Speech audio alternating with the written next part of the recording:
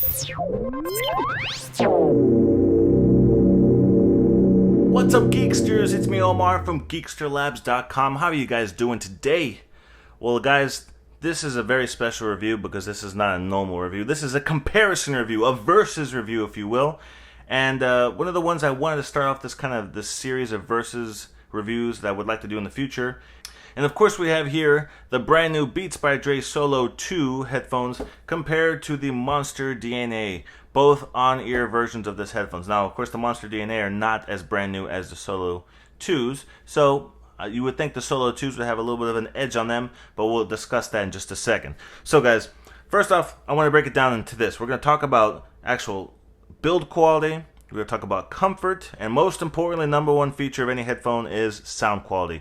And in those three areas, I'm going to discuss with you guys, compare these two, and give you my thoughts on which one I think reigns supreme in all those areas. So, first off, when it comes to build quality, actually, guys, surprisingly enough, the build quality on both of these is pretty solid. Now, don't get me wrong, they're both made of plastic, predominant plastic. They have nice soft leatherette style ear cushions that are very comfortable, but we're talking about build quality, not talking about comfort just yet. So build quality, as far as that goes, I think that they're pretty even, okay? They both fold up very nicely. I kind of prefer the way the DNAs fold up a little bit easier.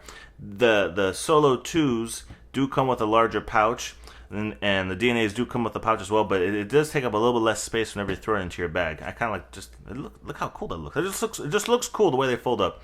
But overall, as far as the build quality goes, they're both very solid. Okay, and like I said, they're both predominantly made of plastic, so they're very they have some very good durability to them. They stretch out very well. I don't think there's any kind of issues as far as like maybe accidentally breaking or things like that. They're just very robust. So when it comes to build quality, we'll just do it up a tie, okay, when it comes to that. So let's talk about comfort. Overall, I think comfort-wise that I kind of preferred the DNA headphones. They didn't seem to pinch on and I mean, you can see right now, look how the way these come close together right here. So there is a little bit of a flex to them.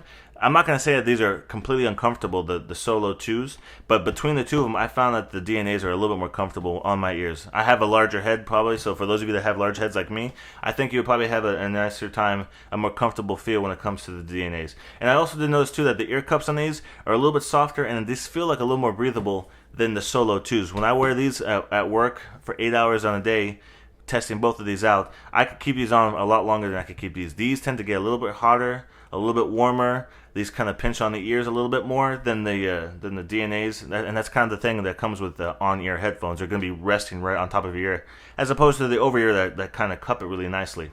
So between the two, I think I would give it the DNAs to be the more comfortable fit, okay? So now let's get down to brass tacks, and let's talk about the most important feature of any headphone whenever you're making a purchase, in my opinion, and that is the sound quality. Now, which of these is better in sound quality? So for most of you, and maybe some of you that don't know or are not aware, Monster and Beats actually used to be in cahoots with one another, and the Beats line of headphones was produced by Monster. They used to be called Monster Beats by Dre. Of course, Beats and Monster broke up, and they had a little bit of a breakup, and they separated.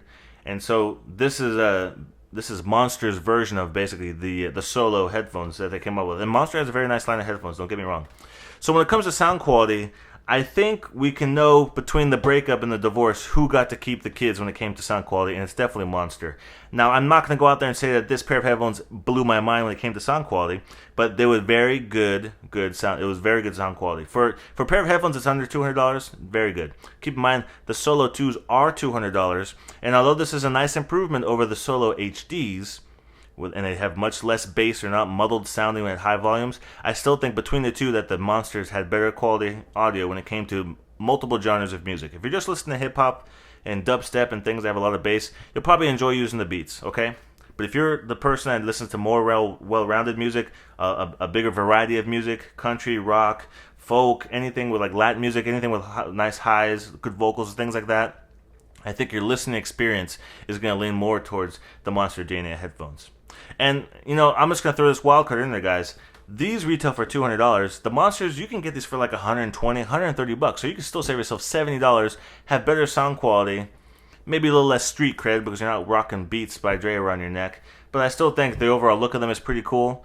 That's pretty subjective, of course. Everyone's taste is a little bit different. But between me, I prefer the Monsters. I just think that kind of triangular look is just a little bit cooler than just the rounder look that the Beats have here.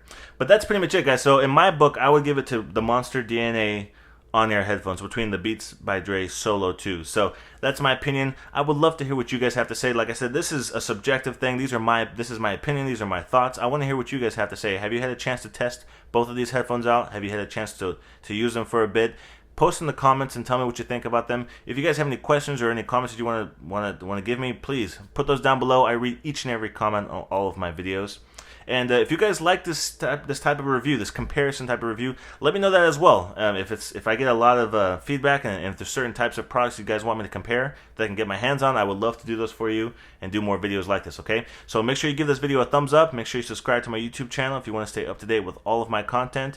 And most importantly, guys, make sure you stop by geeksterlabs.com for the latest in tech news and video reviews. And I will see you in the next video review.